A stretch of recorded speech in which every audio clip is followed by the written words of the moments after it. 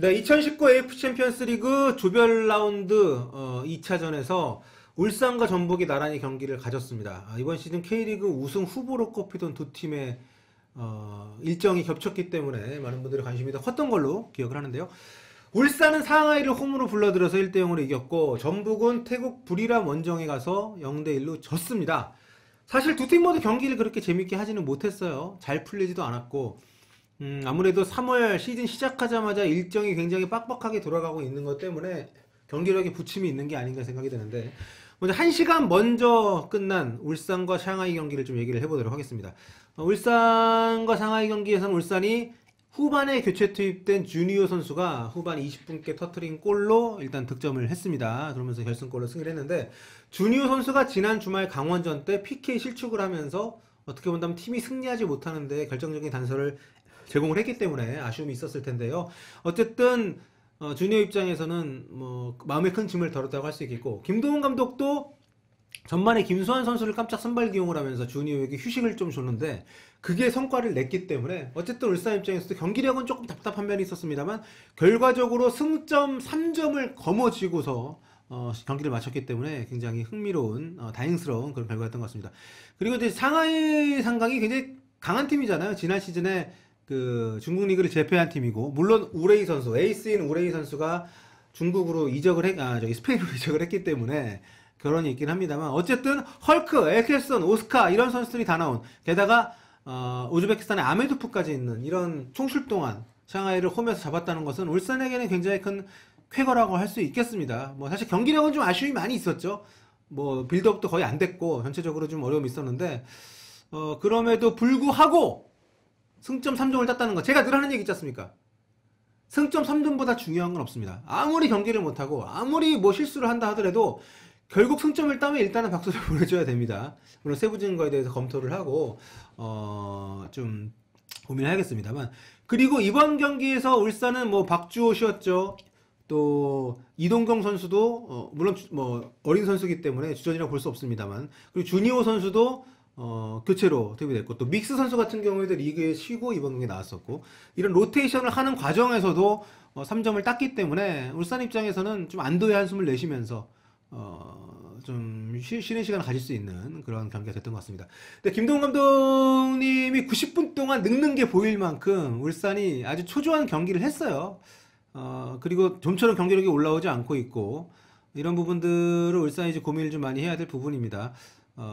특히 측면에 빠른 선수들을 통해서 오버래핑, 또 측면 쪽 터치라인 돌파를 많이 시도함에도 불구하고 그런 것들이 대부분 득점까지 연결이 안 되고 있기 때문에 그런 것들은 좀 분명히 좀 문제가 좀 있지 않나, 이런 생각이 듭니다. 좀 저랑 같이 지금 승중계 보신 분들이 여러 가지 의견을 주고 계신데요. 경기 내용에 대한 얘기를 안 하고 자꾸 FM 얘기를 하시는데, FM은 이따 제가 돌리겠습니다. 또 오승훈 골키퍼가 아주 중요한 선방을 했었죠. 중요한 선방을 하면서 골키퍼의 가치는 어쨌든 뭐 90분 내내 조용하고 뭐 일이 없을 수 있습니다만은, 단 한 번의 위기가 왔을 때 그것을 버텨내서 팀이 무너지지 않게 해주는 게 골키퍼의 가장 큰 역할이죠. 뭐 골키퍼가 팀을 이기게 할 수는 없습니다만은 어쨌든 팀이 반전을 꾀하고 승점 3점을 쟁취하는데 버팀목이 될 수 있는 역할을 할 수 있고 해야 된다는 것, 그게 골키퍼들의 가치라는 것을 울산이 보여줬습니다. 자, 그리고 이어진 부리람전을 보겠습니다. 부리람 경기는 전반전이 한국에 생중계가 안 됐어요. 울산 샹하이 경기하고 1시간 간격으로 킥오프를 했기 때문에 저희가 울산 경기 끝나고 나서 부리람 후반전부터 봤습니다. 그래서 이제 전반전을 보지 못했는데, 후반전이 0대0으로 시작을 했고 경기는 결국 부리람의 0대1로 끝이 났습니다. 부리람의 플랜은 명확했습니다. 수비하다가 역습 기회 왔을 때 앞쪽 공격수 2명, 19번, 77번 이 두 선수 가지고 역습하는 축구를 계속 하더라고요. 근데 여기에 골을 먹으면서 실점을 했고, 그 뒤로는 뭐 5백 잠그고 그 앞쪽에 이 쓰리미들이 있고 앞쪽에 그 공격수들까지도 수비 쪽에 많이 도움을 주면서 사실상 굉장히 좀 수비적인 축구로 돌아섰고요. 근데 저는 좀 아쉬운 게 그 시점에 문선민 선수를 투입을 했거든요. 문선민 선수는 사실 뒤에 공간이 많이 발생을 했을 때 위력을 발휘할 수 있는 선수고, 이 선수는 드리블이나 아니면 그 공간에 동료가 떨궈준 패스를 찾아먹는 어떤 이런 패턴을 통해서 아주 위협적인 모습을 발휘하는 선수인데, 그게 좀 아쉬워요. 그러니까 왜냐하면 이 선수는 브리람이 잠근 이후에 들어갔기 때문에 공간을 확보할 수가 없었고, 그러면서 문선민 선수가 크로스를 많이 시도할 수밖에 없는 상황에 처했었는. 사실 문선민 선수의 장점은 크로스는 아니거든요. 문선민이 갖고 있는 최고의 장점은 관제탑이고, 농담이고요. 네, 썰렁하지만. 문선민 선수의 장점은 뒷공간을 파고들어 상대의 어떤 뒷덜미를 잡고 이렇게 흔드는 건데, 이 선수한테 크로스를 때리게 만드니까 사실 별다른 성과를 못 봤죠. 아무튼 김신욱, 이동국, 로페스, 티아고, 문선민 이런 선수들을 모두 이제 가동을 했음에도 불구하고 좋지 않은 크로스 질이 나빴고, 또 김신욱 선수로 하여금 그 농구의 센터처럼 그러니까 피딩해주는 역할을 맡겼더라고요. 그러니까 운전해서 좀 내려와 있다가 크로스가 올라올 때 들어가면서 머리로 득점을 노리는 어떤 그런 움직임을 맡긴 것이 아니라 안쪽에서 상대 수비수들을 유인을 하고 경합을 하면서 볼을 떨궈주는 역할을 맡겼는데, 이게 생각만큼 잘 되질 않았어요. 왜냐하면 이미 그때 브리람이 그 선수들을 많이 내린 상태였기 때문에 그렇게 떨궈준 공간에도 브리람 선수들 투성이었거든요. 그 위치에서 이동국, 티하고 이런 선수들이 좋은 길 잡을 수 없었고, 오히려 로페즈의 중거리 슛 정도가 가장 위협적이었을 정도로 전북의 공격이 좀 특히 이제 뒤져있는 상황에서 많이 읽혔다. 아무튼 이번 이승기 카드가 별 재미를 못 봤고, 임선영 선수도 있고 합니다만, 투톱이 됐든 원톱이 됐든 그 톱 아래에서 위치하는 어떤 대표팀으로 따지면 남태희 선수의 역할? 이 위치에 있는 선수에 대한 고민이 모라이스 감독이 좀 많이 되지 않을까 이런 생각이 들고요. 어쨌든 6차전까지 있는 조별리그입니다. 여기서 2차전 패배, 뼈 아프다고 볼 수는 없어요. 게다가 원정이기 때문에 홈에서 이기면 되니까. 그런데 경기력 자체가 좀 굉장히 지지부진했고, 그것을 풀기 위해 제시된 카드 자체가 그렇게 매력적이지 않았었기 때문에 그런 부분들에 대해서는 좀 모라이스 감독도 좀 많이 머리가 아플 것 같습니다. 또 오늘도 3백으로 경기를 시작했는데 그게 좀 좋지 않았던 것 같아요. 후반전에 바로 이제 4백으로 바꿨습니다. 저희가 전반전을 못 봤기 때문에.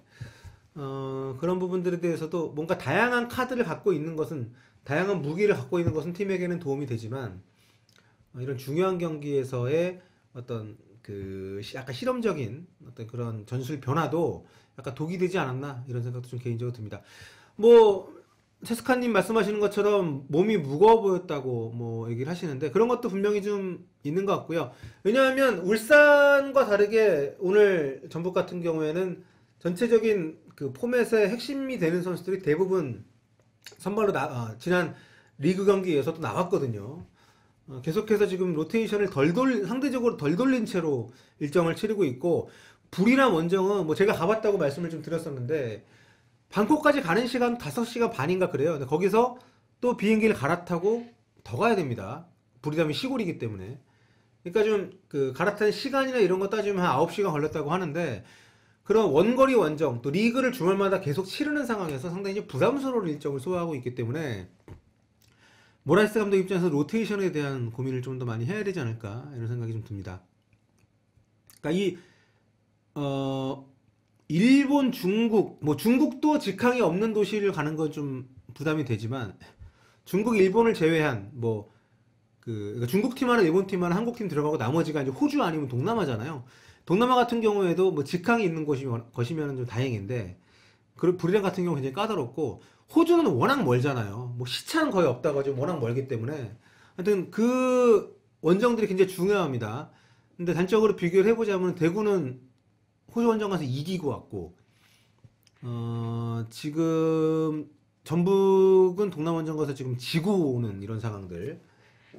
이제 좀 전북 입장에서는 좀 불안불안한 요소가 아닐 수 없어요. 왜냐하면 최대한 4차전, 5차전쯤에 좀 안정권에 들어서 나머지 5차전, 6차전 때는 확실한 로테이션을 돌릴 수 있어야지 리그에도 도움이 되거든요.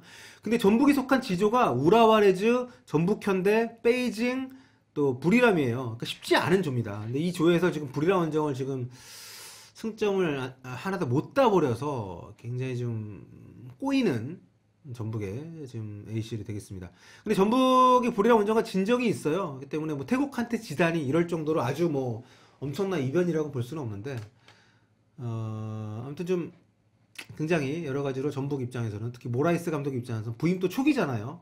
부임 초기에는 가급적이면은 변수가 덜한 채로 가야 좀 팀의 감독도 적응을 하고 전체적인 장악력을 유지할 수 있는데, 좀 너무 이른 패배여서 전북 입장에서 좀 부담될 것 같습니다. 개막전 대구와의 경기도 비겼고,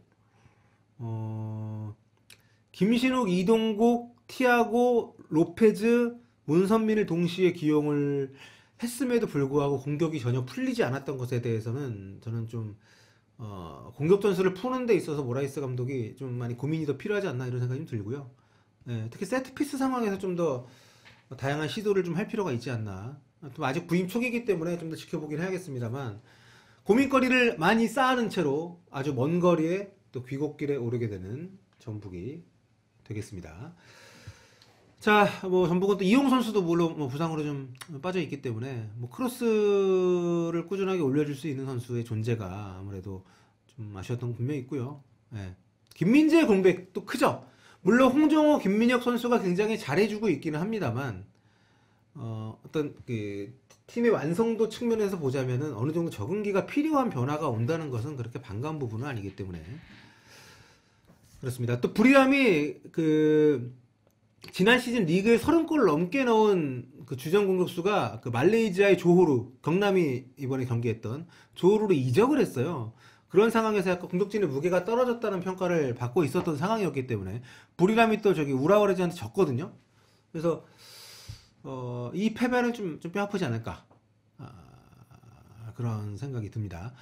자, 아무튼 앞으로도 전북과 울산 남은 챔피언스 리그 4경기 좋은 성과를 거뒀으면 좋겠고요. 네, 아래 이거 저희 뭐 돈 받고 하는 광고 아닌데 광고판처럼 보인다고 오해하시는 분이 있는데, 네, 너무 미워하지 마십시오. 자, 후토크는 여기서 마무리 짓도록 하겠습니다.